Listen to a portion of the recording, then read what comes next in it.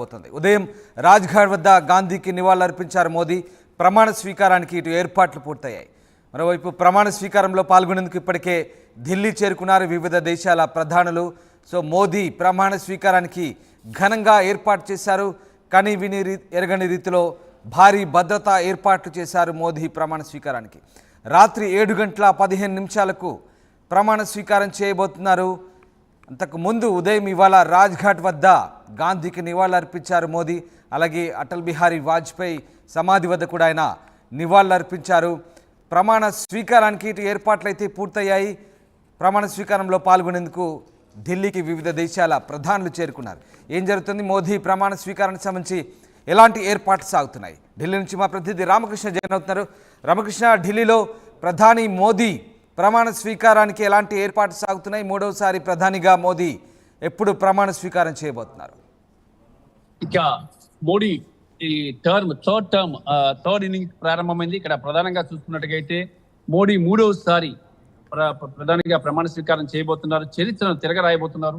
ఇక్కడ జవహర్లాల్ నెహ్రూ తర్వాత, స్వాతంత్ర అనంతరం జవహర్లాల్ నెహ్రూ తర్వాత ఆ రికార్డుని సమం చేయబోతున్నారు ప్రధానమంత్రిగా నరేంద్ర మోడీ. మరి ఈ అట్టహాసంగా ఏర్పాట్లు జరుగుతున్నాయి. రాష్ట్రపతి భవన్ ని టోటల్ గా కూడా సర్వాంగ సుందరంగా తీర్చిదిద్దారు. మరి దాదాపుగా 20,000 మంది అతిథులు హాజరు కాబోతున్నారు ఈ కార్యక్రమానికి. వివిధ దేశాల నుంచి వివిధ దేశాల ప్రతినిధులు కూడా హాజరు కాబోతున్నారు. ఈ నేపథ్యంలో ఏర్పాట్లు చాలా ఘనంగా చేయడం జరిగింది.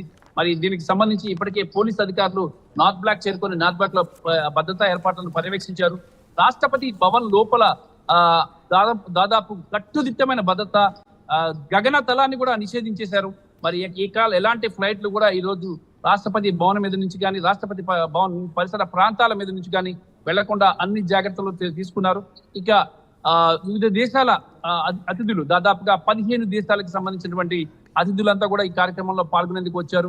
ముఖ్యంగా చూసుకున్నట్టుగైతే ఎన్డీఏ థర్డ్ టర్మ్ ముందుకు వచ్చింది ప్రభుత్వాన్ని ఏర్పాటు చేయడానికి. దీంట్లో మిత్ర పక్షాలకు కూడా 8 మంత్రిత్వ శాఖలను ఇచ్చారు. టోటల్ గా కూడా చంద్రబాబు నాయుడు కానీ, నితీష్ కానీ, ఇంకా మిగతా మిత్ర పక్షాలు ఏవైతే ఉన్నాయి వీళ్ళందరికీ కూడా టోటల్ గా 8 బర్తులు కేటాయించారు అందరికీ కలిపి. మరి ఈ ప్రధానమంత్రి నరేంద్ర మోడీతో పాటు ఈ 8 మంది కూడా ప్రమాణ స్వీకారం చేయబోతున్నారు ఈ రోజు. ఈ ప్రమాణ స్వీకార కార్యక్రమానికి ప్రత్యేకత ఏంటంటే, మరి గతంలో ఎన్నడూ లేని విధంగా ఈసారి అంటే ఒక సామాన్యులను కూడా, అంటే ఒక మెట్రో రైలు లోకో పైలట్ ని ఇన్వైట్ చేశారు. అలాగే ట్రాన్స్జెండర్. రైట్ రామకృష్ణ, ఒక్కసారి అలాగే లైన్ లో ఉండండి. మరొక బ్రేకింగ్ అందింది మనకు. కేంద్ర కేబినెట్ లో చోటు దక్కిన వారికి ఫోన్స్ కాల్స్ వెళ్ళాయి. ప్రధాని మోదీతో పాటు పలువురు మంత్రులుగా ప్రమాణ స్వీకారం చేయబోతున్నారు. రాజ్నాథ్, పీయూష్ గోయల్, జ్యోతిరాదిత్య సింధియా, నితిన్ గడ్కరీ, మేఘ్వాల్, శర్వానంద సోనోవాల్, జితేంద్ర సింగ్కు బీజేపీ అధిష్టానం ఫోన్ కాల్స్ చేసింది. మిత్రపక్షాల్లో టీడీపీ ఎంపీలో రామ్మోహన్ నాయుడు, పెమ్మసాని చంద్రశేఖర్కు కాల్స్ వెళ్ళాయి. కుమారస్వామి, జేడీఎస్ ప్రతాప్ రావు జాదవ్, శివసేన షిండే వర్గంకు ఫోన్ కాల్స్ వెళ్ళాయి. ఇవాళ ప్రధాని మోదీతో పాటు వీళ్ళంతా కూడా ప్రమాణం స్వీకారం చేయబోతున్నట్టుగా తెలుస్తుంది. మొత్తం మీద ప్రధానితో పాటు మిత్రపక్ష ఎంపీలు ఇవాళ కొంతమంది తొలి విడత మంత్రులుగా ప్రమాణ స్వీకారం చేయబోతున్నారు. ఇక పూర్తిస్థాయి క్యాబినెట్ ఎక్స్పాన్షన్ మరికొద్ది రోజుల్లో ఉండబోతున్నట్టుగా తెలుస్తుంది. ప్రస్తుతానికైతే కొద్దిమంది ప్రధానితో పాటు సెలెక్టెడ్ ఎంపీలు కొద్దిమంది ఇవాళ ప్రధానితో పాటు మంత్రులుగా ప్రమాణ స్వీకారం చేయబోతారు మిత్రపక్షాల నుంచి. వీళ్ళందరికీ కూడా కేంద్ర కేబినెట్లో చోటు దక్కిన వీళ్ళందరికీ కూడా ఫోన్ కాల్స్ వెళ్ళాయి. ఒక్కసారి కింజారపు రామ్మోహన్ నాయుడు మాట్లాడుతున్నారు, మనం లైవ్ ద్వారా చూద్దాం. हिस्टोरिक माहौल आज बना हुआ है और लोगों के मन में यही विश्वास रहा है मोदी जी के ऊपर, चंद्रबाबू नायडू जी के ऊपर. तो विश्वास को आगे बढ़ाएंगे जिम्मेदारी के साथ. आंध्रा को भी और देश को भी डेवलप करने के लिए हम पूरी तरह से अपनी जान लगाकर काम करेंगे. सर, आप देश के सबसे युवा मंत्री बनेंगे तो देश के युवाओं के लिए क्या मैसेज? ये कभी सोचा नहीं था कि इतने कम उम्र में ये मौका मिलेगा, पर उम्र कम है पर अभी 10 साल का एक्सपीरियंस हो गया मेरे को पार्लियामेंट में. तो इसके वजह से ही शायद होगा कि विश्वास मेरे ऊपर ये रखा हुआ है.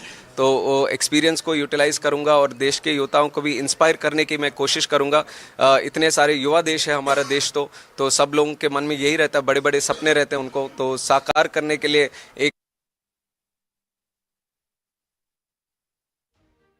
ఎర్రంనాయుడు కుమారుడు రామ్మోహన్ నాయుడు మాట్లాడారు. ఆయన చాలా అతి పిన్న వయస్కుడు, 36 సంవత్సరాలు మాత్రమే ఉంటాడు.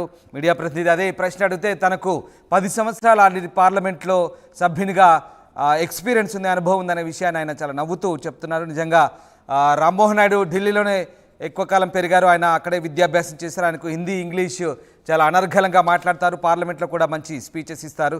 ఇవాళ ఆయనకి ఆ నేపథ్యంతోనే, ఆ అనుభవంతోనే ఇవాళ ఆయనకు కేంద్ర కేబినెట్లో చోటు దక్కింది. వరుసగా 3సారి ఎంపీగా ఎన్నికైన రామ్మోహన్ నాయుడు కేబినెట్ మినిస్టర్గా అతిపిన్న వయసులో తెలుగుదేశం పార్టీ తరఫున మిత్రపక్షాల ఎంపీగా ఇవాళ మోదీతో పాటు ప్రమాణ స్వీకారం చేయబోతున్నారు. ఎస్ రామకృష్ణ ఇవాళ కేంద్ర కేబినెట్లో చోటు దక్కిన వారికి ఫోన్ కాల్స్ వెళ్ళాయి.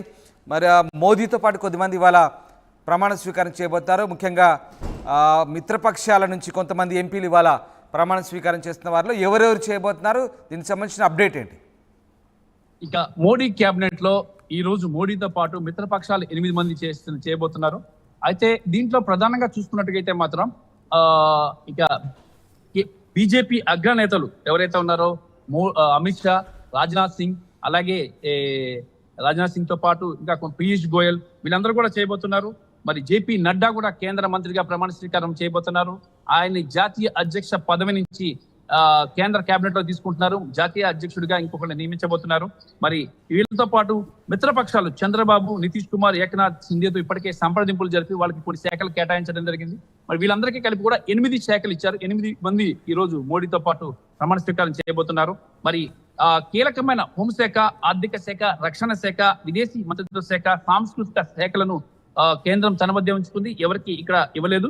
మరి లోక్సభలో పోటీ చేసి గెలిపినటువంటి మాజీ సీఎంలు శివరాజ్ సింగ్ చౌహాన్, బసవరాజు బొమ్మాయి, మనోహర్ లాల్ ఖట్టర్, అలాగే సర్బానంద సోనోవాల్, వీళ్ళు కూడా కేంద్ర మంత్రులుగా ఈ రోజు ప్రమాణ స్వీకారం చెబుతున్నారు. వీళ్ళందరూ కూడా మాజీ ముఖ్యమంత్రులు.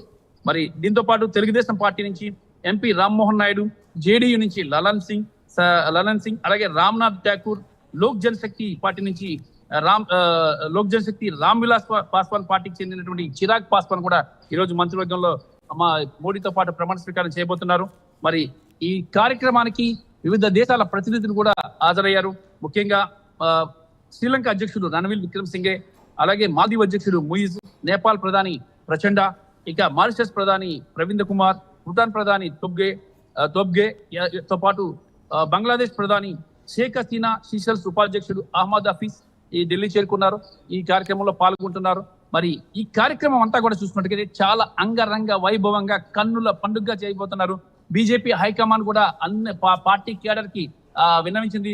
దేశవ్యాప్తంగా కూడా ఈ ఉత్సవాలను చాలా ఘనంగా నిర్వహించండి, ఎక్కడికక్కడ పండుగలు నిర్వహించండి, ప్రతి రాష్ట్రంలో కూడా పండుగలు నిర్వహించండి ఈ రోజు అని చెప్పేసి చెప్తున్నారు. మరి దేశంలోని వివిధ రాష్ట్రాల్లో పెద్ద పెద్ద స్క్రీన్స్ ఏర్పాటు చేసి అక్కడ ఈ ప్రమాణ స్వీకార కార్యక్రమాన్ని ప్రజలకు చూపించండి అని చెప్పేసి కూడా బీజేపీ హైకమాండ్ కొద్దిసేపటి క్రితమే ఆదేశించింది.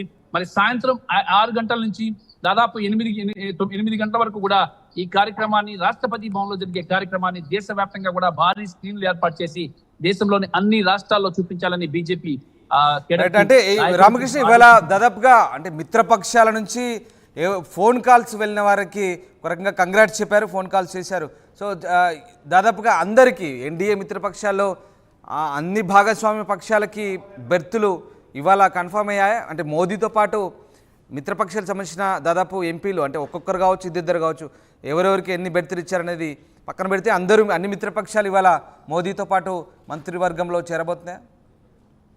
దాదాపుగా అందరూ చేరుతున్నారు. ఎందుకంటే 8 బర్తులు కేటాయించారు. టీడీపీకి 3, అలాగే మహారాష్ట్ర షిందే వర్గానికి 2, అలాగే ఒక్కొక్క